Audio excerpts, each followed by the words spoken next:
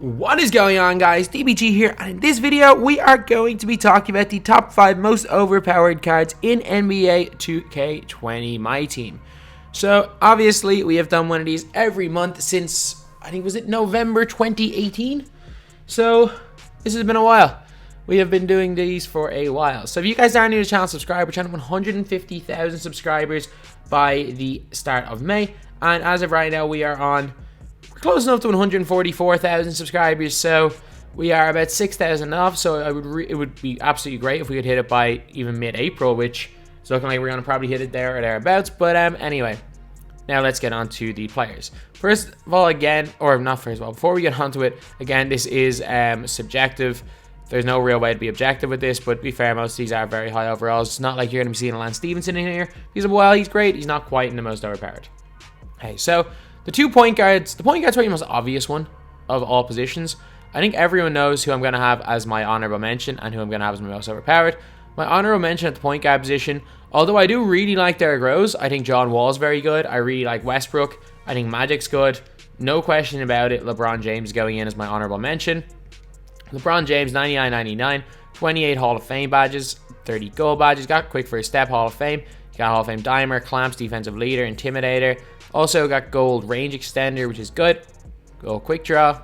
Stats wise, fantastic as well. He's got a 100 driving dunk tendency. He has got a good 3 ball of 89. He's got a great driving dunk, a good ball handle, good passing stats, got a great block steal, perimeter defense, and interior defense. So overall, it's a really good card and great on switches. But number one is the most obvious one of them all. It is glitched point guard Giannis. So you might be thinking, oh yeah, Giannis can't really shoot the ball. He has an 84-3. Like, if you give him a 3-point shoot, it goes to 87. You put him on the floor with someone Hall of Fame floor general, it goes +4 to 91. And if you give him a coach with a +5-3 like Nick Nurse, it goes up to 96 +5. Okay, yeah, that's what it is. It's 96. So he goes up to a 96 shot 3 with a shoe, floor general, and coach.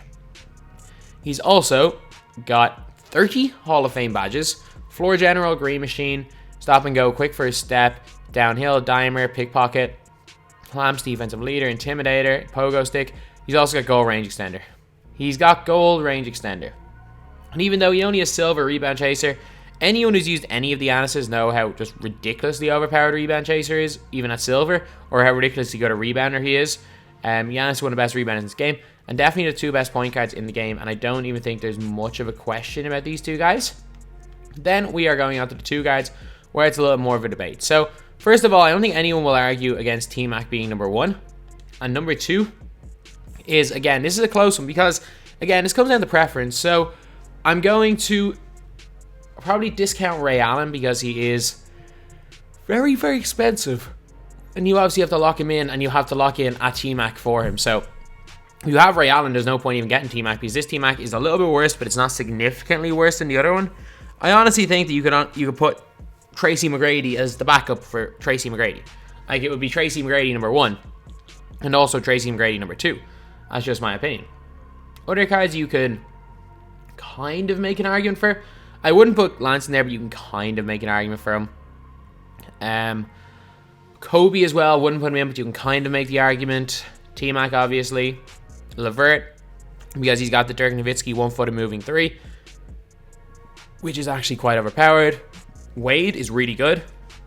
A lot of people really, really like Dwayne Wade. Me personally, I'm not the greatest with this card, and also not having pick dodger means he does get creamed by screens. If you use him at the 2, that doesn't matter too much. To be fair, even like Lance Stevenson doesn't have pick dodgers, so he gets creamed as well. Drazen, spot-up shooter, might be the best of them. Klay Thompson, spot-up shooter, I don't think he's as good as Drazen. But I'm gonna obviously have to go with one of Vince or Jordan, and I think the best of these is Jordan. So, Jordan, 99-99, 38 Hall of Fame badges. Got a bunch of great defense, one's quick first step. A goal range extender, goal quick draw. Has a really good release, insane post fadeaway, great mid-range, a 3 that goes to 99 at most coaches. Great ball handling, he's got great or almost perfect steal on perimeter defense. Great speed, speed ball acceleration, and 99 quickness. This is not, trust me, this is not going to be the best Michael Jordan we see this year though. Tracy McGrady probably is the best T-Mac we see. We probably will see a point guard T-Mac at some stage. So, Tracy McGrady, 39 Hall of Fame badges. Volume shooter, catch and shoot, corner specialist, difficult shots, range extender, quick draw. So, again, in some insane badges. He's basically like a 6'8" better Brandon Roy. He's can shoot pretty much perfectly from mid-range and 3. Insane driving dunk, insane handle, insane speed, insane lateral quickness and defense. Just an overall unreal card.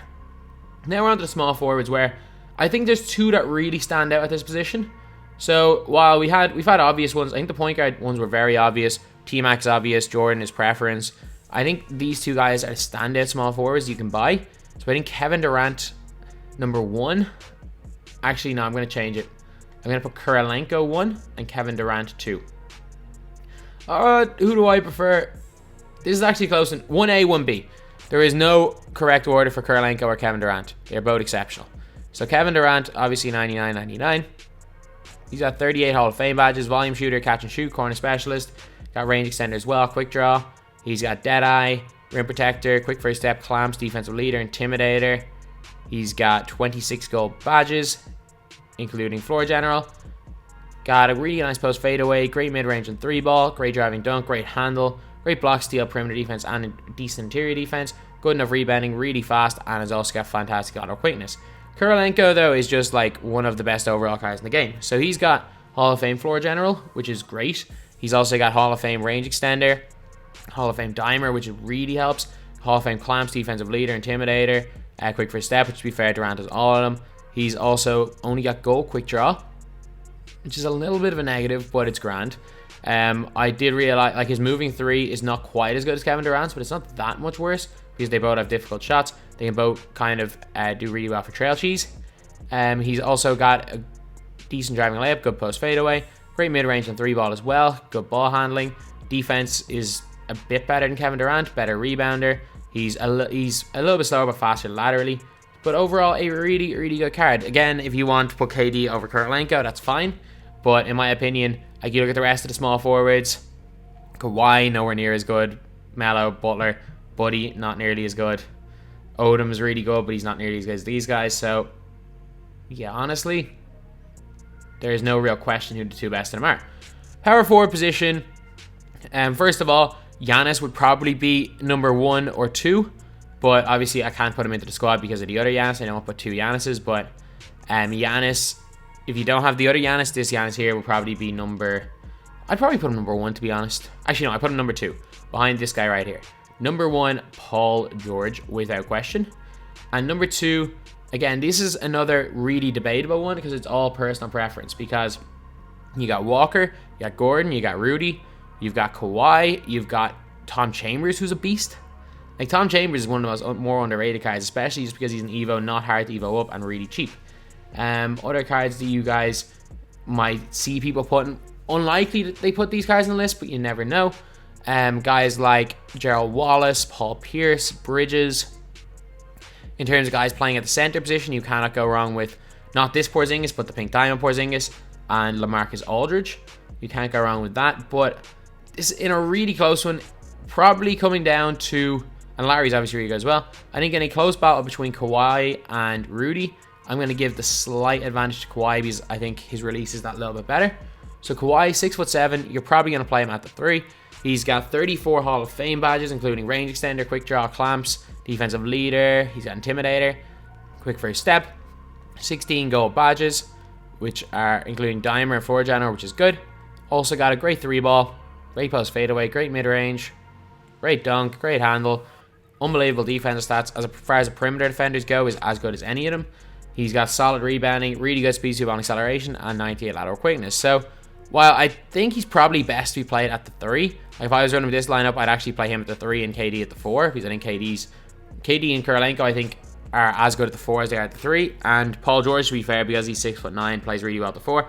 I think Kawhi's a little bit small there, but as far as power forward position goes, he's right up there with the best of them. Then at the center position, we are going to go number 1. I think is, because you can lock in a set for players, I just didn't say at the start, I'm going to put those type of players in. But to be honest, I think Bam's the best. The more I use Bam, the more I think he actually, for my playstyle anyway. Again, centers are all about preference because Mark Eaton exists, Shaq exists. I'm not the biggest fan of either of them. There are definitely other cards, but for my playstyle, Bam's number 1. Number 2, again, very debatable. Because you can lock in for a set, I'm going to consider Dwight and Mark Eaton. And then you've got Weber, who's unbelievable. And Weber's a much better offensive Dwight, but he doesn't quite have the defense. And then you've got Zydrunas Ilgauskas, who, while he doesn't quite have some of the best badges, he's like a worse defensive version, but way better shooting version of Gasol. And he's cheap as well, which helps. So he's fantastic. I'm going to go with Weber, Dwight. I'm going to go Dwight. I'm going to go Dwight and a close enough Weber. So, Dwight Howard, 34 Hall of Fame badges. The Hall of Fame quick first step is ridiculous. I literally use him as a point guard or as a point center most of the time. If he gets a rebound, I'm pushing the floor with him.